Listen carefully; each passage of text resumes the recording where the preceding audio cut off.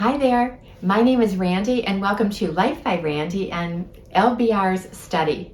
And we're going to start by studying this book, Breaking the Habit of Being Yourself, How to Lose Your Mind and Create a New One. It's got some interesting principles, quantum physics, but quantum physics for those of us who aren't scientists and mathematicians.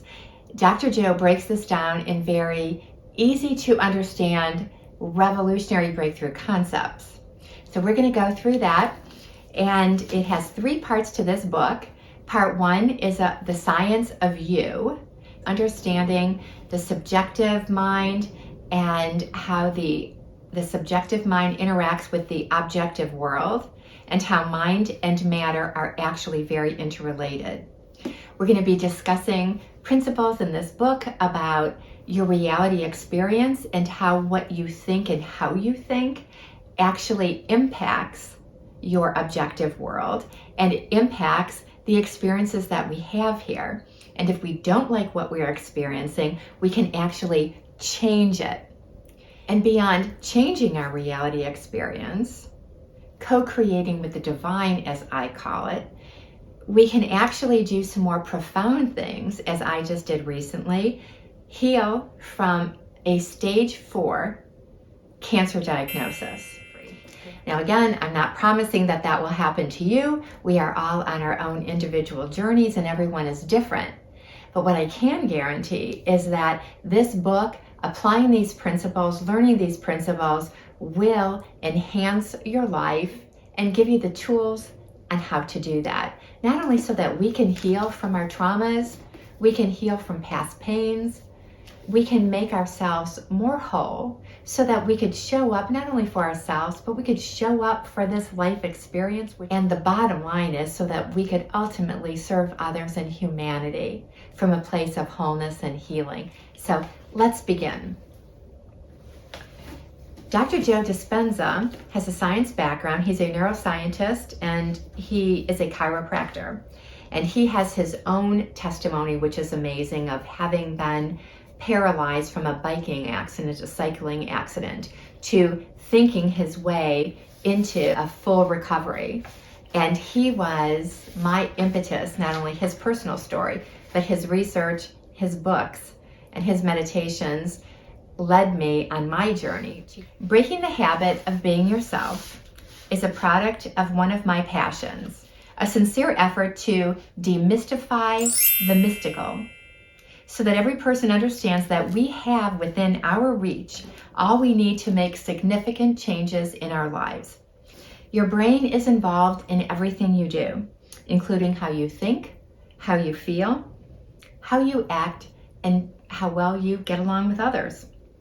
It's the organ of personality, character, intelligence, and every decision you make. It is very clear to me that when your brain works right, you work right. And when your brain is troubled, you are much more likely to have trouble in your life.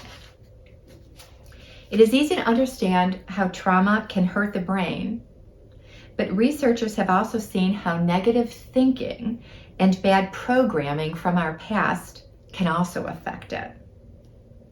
In Breaking the Habit of Being Yourself, Dr. Joe Dispenza is your guide, our guide, to optimize both the hardware and the software of your brain to help you reach a new state of mind.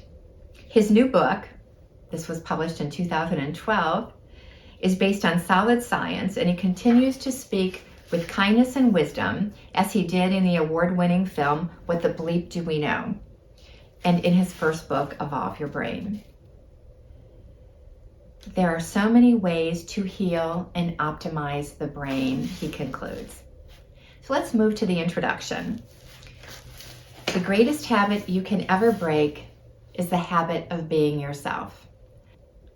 This is a time when not only do we want to know, but we want to know how.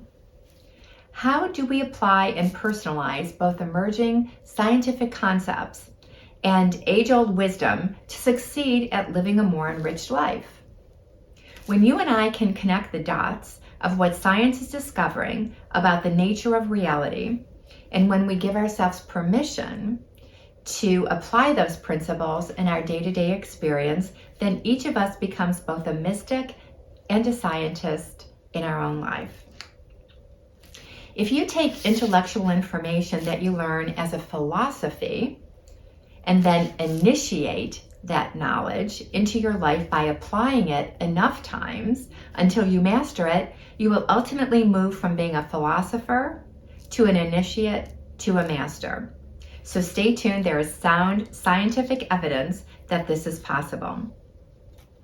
Yet we should never wait for science to give us permission to do the uncommon. If we do, then we are turning science into another religion. We should be brave enough to contemplate our lives, do what we thought was outside the box, and do it repeatedly. When we do that, we are on our way to a greater level of personal power. Change as a choice. It seems that human nature is such that we balk at changing until things get really bad and we're so uncomfortable that we can no longer go on with business as usual. This is as true for an individual as it is for a society. Wait for a crisis, trauma, loss, disease, and tragedy before we get down to looking at who we are, what we are doing, how we are living, what we are feeling, and what we believe or know in order to embrace true change. But Dr. Joe's message is, why wait? We can learn and change in a state of pain or suffering, or we can evolve in a state of joy and inspiration. Most embrace the former. To go with the latter, the joy and inspiration part, we just have to make up our minds that change will probably entail a bit of discomfort, some inconvenience, a break from a predictable routine, and a period of not knowing. We'll start chapter 1 in the next episode. Bye-bye for now.